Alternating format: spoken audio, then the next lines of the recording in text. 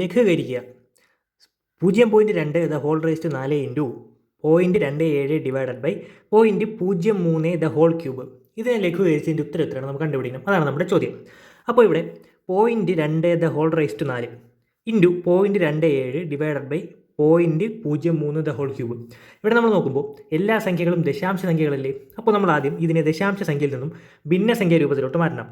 അപ്പോൾ ഒരു ദശാംശ സംഖ്യയെ ഭിന്നസംഖ്യ രൂപത്തിലോട്ട് മാറ്റാനായിട്ട് അതിൽ തന്നിരിക്കുന്ന സംഖ്യയെ പൂർണ്ണസംഖ്യ രൂപത്തിൽ എഴുതുക.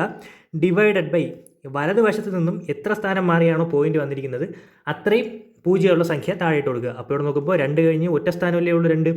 അപ്പോൾ ഒറ്റ പൂജ്യമുള്ള സംഖ്യ ഏതാണ്? 10 the whole raise to 4 into 0.27 അല്ലേ, അത് പൂർണ്ണസംഖ്യ ആക്കുമ്പോൾ 27 ഡിവൈഡഡ് ബൈ ഇവിടെ 2 സ്ഥാനം മാറിയല്ലേ പോയിന്റ് വന്നിരിക്കുന്നത്. അപ്പോൾ 2 പൂജ്യമുള്ള സംഖ്യയായ 100 the whole divided by 0.03 the whole cube. അപ്പോൾ പൂർണ്ണസംഖ്യ 3 എഴുതുക.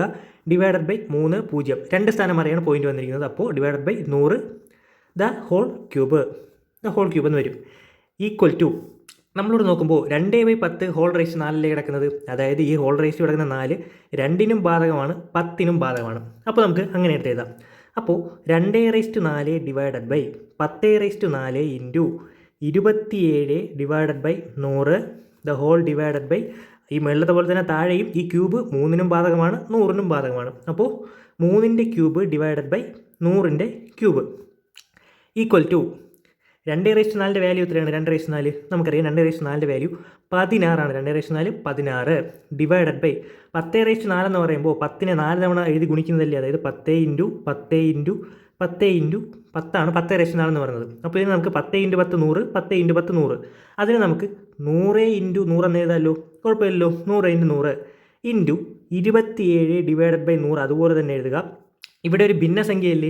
ഭിന്നസംഖ്യയുടെ ഛേദത്തിലും ഒരു ഭിന്നസംഖ്യ വന്നാൽ അതിൻ്റെ വിൽക്രമം കൊണ്ട് ഗുണിക്കണമെന്ന് നമ്മൾ പഠിച്ചിട്ടില്ലേ. അപ്പോൾ ഇതിൻ്റെ വിൽക്രമം എന്ന് പറയുമ്പോൾ ഇൻറ്റു 100ൻ്റെ ക്യൂബ് എന്ന് പറഞ്ഞാൽ 100 ഇൻറ്റു 100 ഇൻറ്റു 100 ഡിവൈഡഡ് ബൈ 3ൻ്റെ ക്യൂബ് എത്രയാണ്? 3ൻ്റെ ക്യൂബ് നമുക്കറിയാം. 3ൻ്റെ സ്ക്വയർ 9, 9 ഗുണം 3 27.